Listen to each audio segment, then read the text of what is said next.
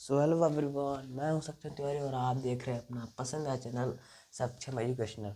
तो मेरे प्यारे दोस्तों, आज हम लोग कक्षा 9 एवं 10 के लिए और 8-7 के लिए भी हो सकता है ये क्लास 6 नंबर वाले 5 इम्पोर्टेंट प्रश्न देखेंगे, जो कि 30 नंबर आप लोग को कंफर्म कराने वाला है। 30 नंबर आप लोग के कंफर्म हो जाएंगे। तो प्रश्न ही बहुत महत्वपूर्ण प्रश्न है, वो भी प्रीवियस ईयर प्रश्न है, अनसॉल्व्ड में का है। तो पहला प्रश्न क्या कहता है कि पहला प्रश्न है यह कि दो वर्गों के क्षेत्रफल का योग 157 मीटर है। दो वर्गों के क्षेत्रफलों का योगफल, दो वर्गों के क्षेत्रफलों का योगफल। तो हम लोग मान लेंगे, माना पहला वर्ग बराबर x, दूसरा वर्ग बराबर y। हम लोग मान लेंगे पहला वर्ग x, दूसरा वर्ग y। तो प्रथम शर्तानुसार क्या कर रहा है, पहले इसको हम ऐसे कर देते हैं। यहाँ पे फर्स्ट शर्तानुसार क्या कर रहा है, प्रथम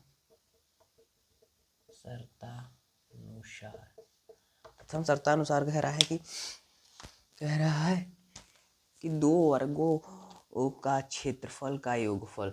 दो वर्ग हैं, उनके वर्गों का क्षेत्रफल।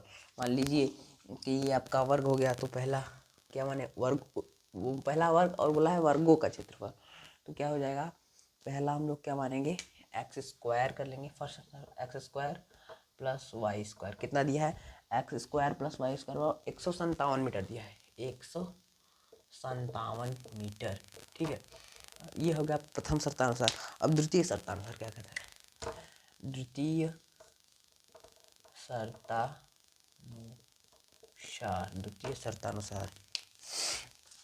शर्तानुसार क्या कह रहा है कि इनके यदि इनके परिमापों का योगफल 68 हो, तो परिमाप जानते ही हैं कि 4 से गुणा हो जाता है तो परिमाप हो जाता है। तो क्या हो जाएगा, 4x प्लस 4y बराबर 68 दिया है। तो 4 को पहले कॉमन ले लेंगे, तो कितना आएगा, x प्लस वाई बराबर 68। अगर x प्लस वाई निकालेंगे तो 68 बटा के 4 आएगा। 4 कम 4, 4 कम 4, 4 सत्ते 28। एक्स प्लस वाई बराबर आ जाएगा आप लोग का 17। तो पहले इसको हम लोग क्या करेंगे कि ये दोनों तो ऐसे हो जाएगा तो हल होगा नहीं। पहले इसे हम लोग y बराबर चाहे x बराबर आएंगे, तो हम लोग y बराबर 17 माइनस एक्स। हम लोग y बराबर 17 माइनस एक्स में y बराबर 17 माइनस एक्स को हम लोग समीकरण 1 में रखेंगे। इसको हम लोग, ये आ गया मान लीजिए, इसको हम लोग अब समीकरण 1 में रखने पर हम लोग का समीकरण 1 कौन है, मान लो हम लोग का समीकरण 1 ये है, कौन है, ये है समीकरण। तो इसमें हम लोग इसके मान को रखेंगे, इसको मान को हम लोग रखेंगे तो y की जगह रखना है ना। देखिए, तो यहाँ वाई स्क्वायर तो कर दूँ, तो क्या हो जाएगा कि X square plus Y square की जगह क्या रखेंगे, 17 माइनस एक्स का होल स्क्वायर बराबर 157। अब इसे हम लोग पहले खोलेंगे, क्या हो जाएगा, x square plus A minus B का होल स्क्वायर होगा, तो क्या हो जाएगा, ए स्क्वायर 17 का square A square plus B square plus B square minus 2 गुणे 17 गुणे एक्स, यही होता है 2 गुणे 17 गुणे एक्स। तो आपका ये हो जाएगा। ठीक है, तो अब बराबर में 157 तो रहेगा ही, बराबर 157। एक्स स्क्वायर करेंगे 17 का होल स्क्वायर कितना होता है, 289। कितना हो जाएगा, 289 प्लस एक्स स्क्वायर माइनस 17 दूना 34 एक्स बराबर 157। अब करेंगे क्या कि अब इसमें हम लोग करेंगे क्या, अब कि इसमें कॉमन ले लेंगे। पहले हम लोग क्या करेंगे, देखिए एक्स स्क्वायर कितना हो जाएगा, एक्स स्क्वायर हो जाएगा आपका 2x स्क्वायर। क्या हो जाएगा, 2x स्क्वायर माइनस 34x, और 4 4 को एक जगह और 4 4 को एक जगह, और बड़ा माइनस और हो जाएगा यहाँ पे प्लस 289 और 157 को उधर लाएंगे माइनस का हो जाएगा 157 बराबर 0 कर लेंगे। ठीक है, तो ये आपका 2x² माइनस 34x 289 से 9 में 7 गया, यहाँ पे प्लस कर देंगे क्योंकि प्लस का चिन्ह बना है। 9 में 7 गया 2, 8 में से 5 गया 3 और 2 में से 1 गया 1, 132 हो जाएगा। क्या हो जाएगा? 132 हो जाएगा। ठीक है, तो हम लोग करेंगे कुछ नहीं, अब हम लोग देखेंगे कि 2 से पूरा कट रहा है, पूरा 2 से कट रहा है तो 2 से इसका 2 से सब में दे देंगे हम भाग, तो कितना हो जाएगा? 2 2 1 कम 2 2 17 है 34 2 6 12 2 6 12 2 6 12 छाछ आ गया। क्या हो गया? अब यहाँ पे 2 गया तो बचेगा क्या? x² माइनस 17x प्लस 66 बराबर 0। अब 66 का ऐसा खंड करेंगे कि जोड़ने पे 17 आए और जोड़ने पे 17 आए और गुणा करने पर 66, तो क्या हो जाएगा? देखिए, आइए इधर देखते हैं।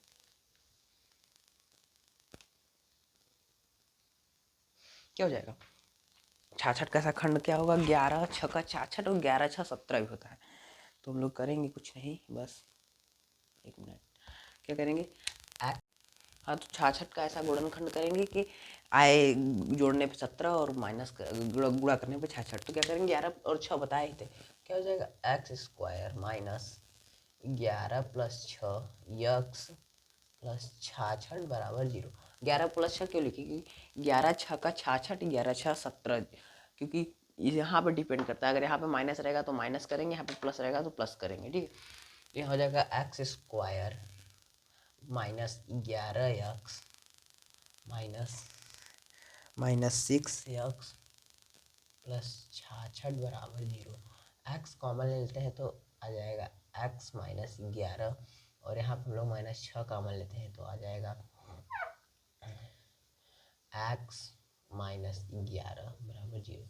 तो हो जाएगा x माइनस 6 बराबर 0, x माइनस 11 बराबर 0, तो x बराबर 6 आएगा, एक x बराबर आपका 11 आएगा। यही हो जाएगा आपका दोनों करेक्ट आंसर। करेक्ट आंसर ये हो गया। आइए नेक्स्ट प्रश्न पे चलते हैं। तो दूसरा प्रश्न है, एक नाव की गति शांत जल में 18 किमी प्रति घंटा है। क्या लिख लेंगे कि एक नाव की गति शांत जल में नाव की चाल बराबर 18 किमी प्रति घंटा। शांत जल में नाव की चाल कितनी दिया है? 18 किमी प्रति घंटा। शांत जल में नाव की चाल कितनी दिया है? 18 किमी घंटा। वह 24 किमी धारा के विरुद्ध जाने में और 24 किमी धारा की दिशा में आने पर 1 घंटा समय अधिक लेती है। तो हम लोग पहले क्या करेंगे कि पहले धारा की चाल को ज्ञात करेंगे। तो पहले हम लोग धारा की चाल मान लेते हैं। माना धारा की चाल बराबर यक्स। हम लोग धारा की चाल को कितना मान लिए? हम लोग धारा की चाल को यक्स मान लिए। ठीक है, अब हम लोग क्या लिखेंगे? धारा की दिशा में, धारा की दिशा में चाल, धारा की दिशा में चाल हम लोग को पता करना है। अब बताइए, धारा की दिशा में चालू करना है तो धारा का भी सपोर्ट लगेगा, जो चाल है वो भी होगा, इसलिए तो हम लोग तब तो ऐड करेंगे 18 प्लस एक्स करेंगे। जैसे 18 प्लस एक्स, जैसे कोई जा रहा है कि आराम से 1 किलोमीटर जा रहा है, जब उसे बाइक मिलेगा तो बाइक का पावर का मतलब कि जैसे कोई जा रहा है, जब उसे कोई धक्का देगा तो उसका पावर और धक्के देने का पावर एक साथ जाएगा ना, इसलिए हम लोग क्या करेंगे कि 18 प्लस यक्स मान लिए। ठीक है, और अब हम लोग धारा की विपरीत दिशा में चाल मानेंगे। धारा की विपरीत दिशा में चाल एक्स होगा। धारा की विपरीत दिशा में चाल को क्या हो जाएगा? 18 माइनस एक्स हो जाएगा, क्योंकि जितना हम लोग प्रेशर से गए उतने प्रेशर से तो वापस आएंगे, तो धारा की विपरीत दिशा में क्या मान लेंगे? 18 माइनस एक्स, क्योंकि धारा की विपरीत दिशा में आएगा तो एक तो माइनस होना ही होना होगा। ठीक है, अब हम लोग प्रश्नानुसार, अब प्रश्न क्या कर रहा है, प्रश्नानुसार, ये तो सब दिया था। प्रश्नानुसार, प्रश्नानुसार क्या कहता है कि धारा की विपरीत दिशा में चाल, प्रश्नानुसार यह है कि धारा की विपरीत दिशा में, धारा की विपरीत दिशा में 24 किमी दूरी तय करने में लगा समय माइनस धारा की दिशा में 24 किमी दूरी तय करने में लगा समय बराबर 1 घंटा दिया है। क्या लिख लेंगे कि धारा की दिशा, धारा की विपरीत दिशा में 24 किमी दूरी, 24 किमी दूरी तय करने में लगा समय माइनस करेंगे, माइनस, क्योंकि माइनस होगा तब तो पता चलेगा, माइनस धारा की दिशा में 24 किमी दूरी तय करने में, माइनस धारा की दिशा में 24 किमी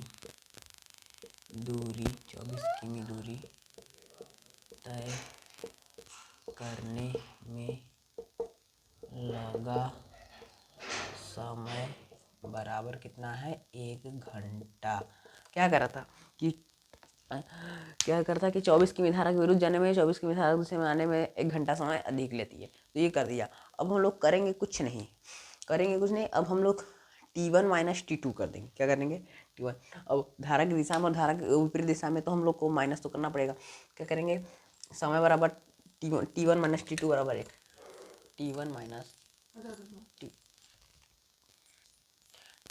T2 बराबर 1।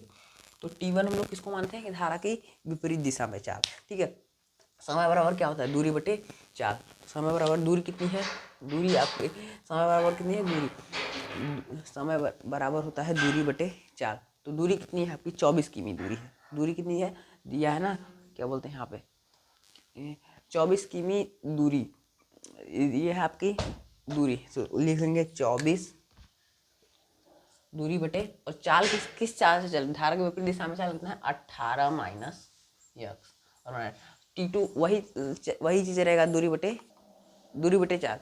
तो क्या हो जाएगा, T2 के लिए भी दूरी तो वही रहेगा, दूरी बराबर समय बराबर दूरी बटे चाल, दूरी तो रहेगा और चाल तो चेंज होगा, 18 प्लस एक्स हो जाएगा, 18 प्लस एक्स हो जाएगा, वहाँ पे 18 माइनस है और उस पर 18 प्लस एक्स, और बराबर कितना दिया है, 1 घंटा। ठीक है, हम लोग कुछ करेंगे नहीं, हम लोग ले लेंगे 24 को हम लोग कॉमन ले लेंगे। पहले आइए क्या करेंगे, जब इसका हम लोग एलसीएम लेंगे तो क्या हो जाएगा, 18 माइनस एक्स, एक कोष्ठक में और एक कोष्ठक में 18 प्लस एक्स। ठीक है, तो 18 माइनस एक्स से 18 माइनस एक्स कटेगा तो यहाँ पे हो जाएगा 24, और कोष्ठक में बचेगा 18 प्लस एक्स, और यहाँ माइनस का चीज 18 प्लस एक्स कटा, 24 माइनस हो जाएगा 18 माइनस एक्स, और यहाँ पे तो बराबर का एक आप लोग का रहेगा ही रहेगा। तो अब हम लोग कुछ करेंगे नहीं, अब इसका हम लोग तिर्यक गुणा करेंगे। यहाँ तो इससे रहेगा 24, 18 plus x, 18 plus x minus 24, 18 minus x बराबर, यहाँ पर हो जाएगा 18 माइनस एक्स, 18 प्लस एक्स।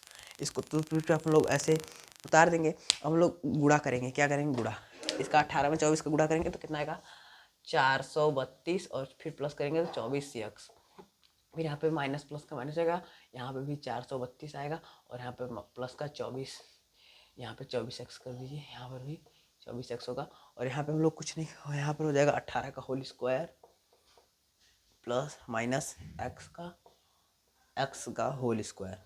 अब कुछ करना नहीं, ये प्लस का है ये माइनस का है, तो ये सब ऑटोमेटिक कट जाएंगे, 832, और 24 प्लस का है तो 48 एक्स हो जाएगा, 48 एक्स बराबर यहाँ पर हो जाएगा 324 माइनस एक्स स्क्वायर। और हम लोग इसे x square plus B x plus C के रूप में लिखेंगे, तो पहले हो जाएगा आपका माइनस, आपका ये हो जाएगा एक्स स्क्वायर, इधर आएगा एक्स स्क्वायर, आपका ये हो जाएगा प्लस 48 एक्स माइनस 324 बराबर 0। ये आपका x square plus B x plus C के रूप में। अब हम लोग इसका गुणनखंड करेंगे 324 का, कि घटाने पर 48 है और गुणा करने पर 324। तो हल्का सा इधर देख लेते हैं। अब कुछ करना नहीं है, अब गेम खत्म ही हो गया है बस। तो हम लोग ऐसा क्या खंड करेंगे, हम लोग 324 का पहले एलसीएम निकाल के चेक कर लेते हैं।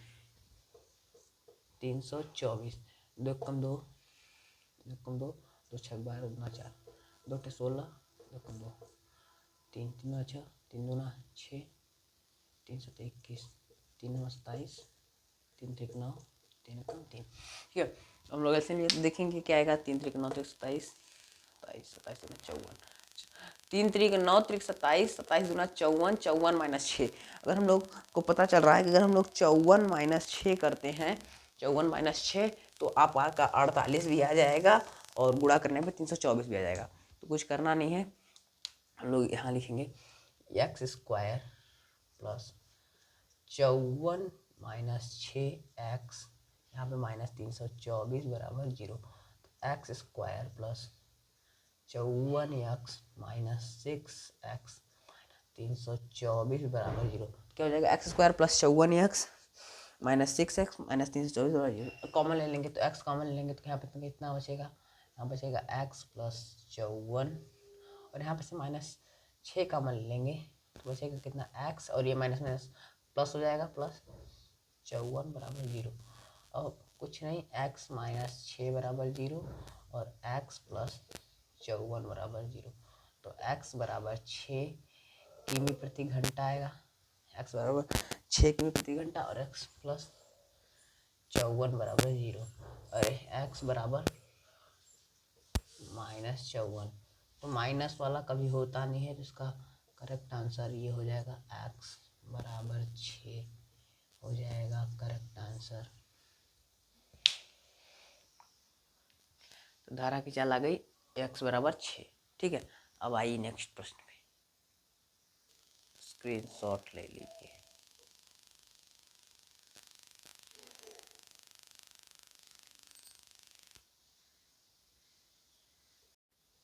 नेक्स्ट प्रश्न, एक पेडिस्टल के शिखर पर 1.6 मीटर ऊंची मूर्ति लगी है। भूमि के बिंदु से मूर्ति के शिखर का उन्नयन कोण 60 डिग्री, उसी बिंदु से पेडिस्टल के शिखर का उन्नयन कोण 45 डिग्री है। पेडिस्टल की ऊंचाई ज्ञात कीजिए। तो क्या प्रश्न है, पहले एक पेडिस्टल शिखर पर 1.6, एक पेडिस्टल शिखर है, ये हम पेडिस्टल शिखर बना देते हैं। ये मान लीजिए पेडिस्टल शिखर है, ये पेडिस्टल शिखर। अब क्या बोल रहा है कि पेडिस्टल के शिखर पर 1.6 मीटर ऊंची मूर्ति लगी है। इस पर एक मूर्ति है, एक मूर्ति जिसकी लंबाई है 1.6 मीटर, 1.6 मीटर मूर्ति है। भूमि के बिंदु से शिखर का उन्नयन कोण, भूमि के कोई एक बिंदु है जिससे शिखर का उन्नयन कोण 60 डिग्री है, जिससे शिखर का उन्नयन कोण 60 डिग्री है। उसी बिंदु से पेडिस्टल के शिखर का उन्नयन कोण 45 डिग्री है। उसी बिंदु से पेडिस्टल के शिखर का उन्नयन कोण, ये तो आपका हो गया 60 डिग्री और ये है आपका 45 डिग्री है।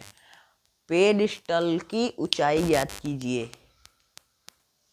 पेडिस्टल की ऊंचाई पूछा है, तो हम लोग पहले ABC, इसको हम लोग इसे A मान लेते हैं, इसे B और इसे C और इसे D मान लेते हैं। तो पहले हम लोग त्रिभुज DCB में, छोटे वाले त्रिभुज में लेते हैं, त्रिभुज DCB में, त्रिभुज DCB में कितना है, tan 45, tan 45 है, तो tan 45 डिग्री बराबर हो जाता होता है कि लंब बटे आधार होता है। तो DB को हम लोग h मान ले हैं और इसको हम लोग x माने हैं, तो tan 45 बराबर हो जाएगा h बटा x, क्योंकि पेडिस्टल की जो लंब है और आधार है ये है जो tan 45 का मान कितना होता है, tan 45 का मान 1 होता है। तो tan 45 का मान लिख लेंगे 1 और h बटा के x, तो x बराबर आ जाएगा x बराबर h हो जाएगा। अब हम लोग त्रिभुज उसमें ले लेंगे, त्रिभुज ए सी बी में, त्रिभुज ए सी बी में, त्रिभुज ए सी बी में, अब बड़े वाले में, तो बड़े वाले में कितना हो जाएगा, tan 60 डिग्री है, tan 60 डिग्री बराबर होगा लंब बटे आधार। तो अब इसका पूरा लंब हो जाएगा क्योंकि पूरा त्रिभुज है, तो h प्लस 1.6 बटा के यक्स। tan 60 डिग्री का मान होता है √3 बराबर h प्लस 1.6 बटा के यक्स। तो √3 यक्स बराबर h प्लस 1.6 हो जाएगा।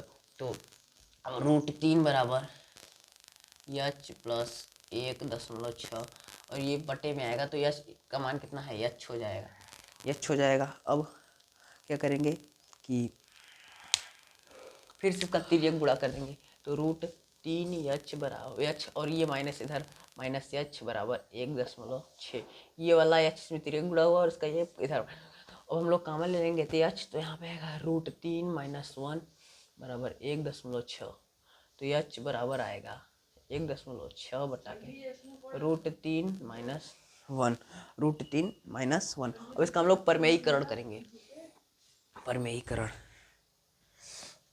इसको हम लोग ऐसे इसका यहाँ पे परमेयीकरण करेंगे। √3 माइनस से तो चिन्ह बस चेंज हो जाएगा, कितना है 1.6 बटा के √3 - 1 गुणे √3 + 1 बटे √3 + 1। इसका परमेयीकरण करते समय माइनस के चिन्ह को प्लस कर देते हैं। तो अब यहाँ पे हो जाएगा 1.6 करड़ी में √3 + 1, ये हो जाएगा ऊपर, और नीचे क्या होगा, इसका करड़ी से करड़ी का गुणा होगा तो 3 होगा, -1 का स्क्वायर करेंगे तो 1 ही होगा। फिर कुछ इसमें हम लोग करेंगे नहीं, 1.6 √3 + 1 और 3 में से 1 गया, 2 से 1 गया, 0.8, 2 से इसको काटेंगे तो कितना आ जाएगा 0.8 करड़ी में 3 + 1, यही हो जाएगा इसका करेक्ट आंसर। तो इसे नोट कर लीजिए, ठीक है। आगे चलते हैं, तो पेडिस्टल के शिखर की लंबाई कितनी आ गई, 0.8।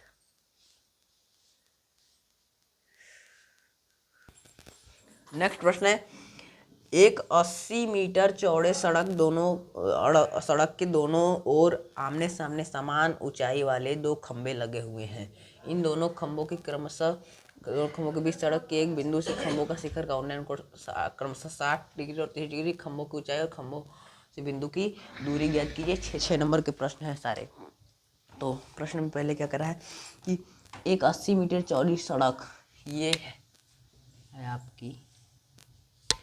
आपकी हो गई सड़क, 80 मीटर चौड़ी सड़क, दोनों आमने सामने समान लंबाई वाले, दोनों के आमने सामने समान लंबाई वाले 2 खंभे लगे हुए हैं,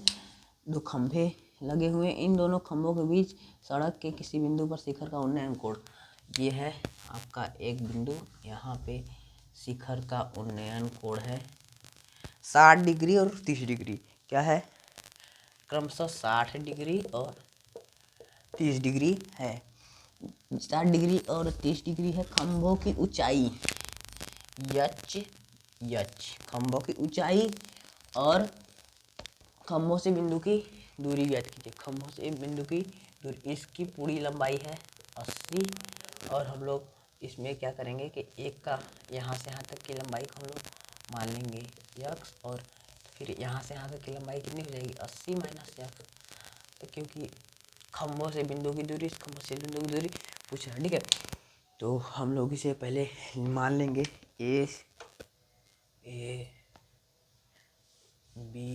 ए बी हो गया, सी डी ई मान लिए, ठीक है। अब हम लोग करेंगे क्या, पहले त्रिभुज AEC में लेंगे, त्रिभुज AEC में पहले ले लेते हैं, त्रिभुज AEC में लेने पर ले लिए, त्रिभुज AEC में tan 60 डिग्री बराबर होता है लंब बटे कर्ण, तो इसका हो जाएगा h बटा के यक्स। tan 60 का मान कितना होता है, 1 होता है, tan 60 का मान tan 60 का मान 1 होता है, ठीक है। tan 60 का मान √3 होता है। √3 बराबर h बटा के x, √3 x बराबर h, ठीक है। अब हम लोग ले लेंगे त्रिभुज BED में त्रिभुज BED में tan 30 डिग्री बराबर होगा h बटा के 80 माइनस यक्स। 80 माइनस यक्स करेंगे तो कि होगा कुछ नहीं, tan 30 का मान होता है 1 बटा के करड़ी 3 बराबर h बटा के 80 माइनस यक्स। अब direct गुणा करेंगे तो 80 माइनस यक्स बराबर √3 h। 80 माइनस यक्स होगा और √3 h आ जाए। तो हम लोग कुछ अब करेंगे नहीं, 80 माइनस यक्स कर देंगे और √3 और यक्स का मान यहाँ पे हम लोग कन्वर्ट कर देंगे तो √3 यक्स हो जाएगा। तो 80 माइनस यक्स बराबर √3 से √3 का गुणा होगा तो 3x हो जाएगा, ठीक है। और हम लोग अब करेंगे कुछ नहीं कि ये कर देंगे 3x करेंगे। अब हम लोग करेंगे कुछ नहीं, ये 80 को ऐसे ही छोड़ देंगे और 3x और x जो है माइनस का उसको प्लस का इधर हो जाएगा तो 80 बराबर हो जाएगा 4x। तो x बराबर हो जाएगा 80 बटा के 4 बराबर x बराबर हो जाएगा 4 का 4 4 दूना 8, x बराबर 20। तो x बराबर 20 आ गई आपकी इसकी लंबाई। CE की लंबाई बराबर आ गई 20 मीटर। अब हम लोग को ED की लंबाई निकालेंगे तो ED की दूरी, ये CV की दूरी हो गई ना, CV की दूरी तो हम लोग निकालेंगे ED की दूरी। ED की दूरी निकालने के लिए कुछ नहीं करेंगे, यहाँ पे करते हैं, यहाँ पे कर लेते हैं। क्या हो जाएगा कि ED की दूरी निकालेंगे, ED की दूरी कितनी है 80 माइनस यक्स, 80 माइनस यक्स। तो 80 को इसे रह देंगे, यक्स का मान कितना है 20, यक्स बराबर 20। तो 80 माइनस 20 करेंगे तो आएगा आपका 60 मीटर। तो ED बराबर आ गया 60 मीटर।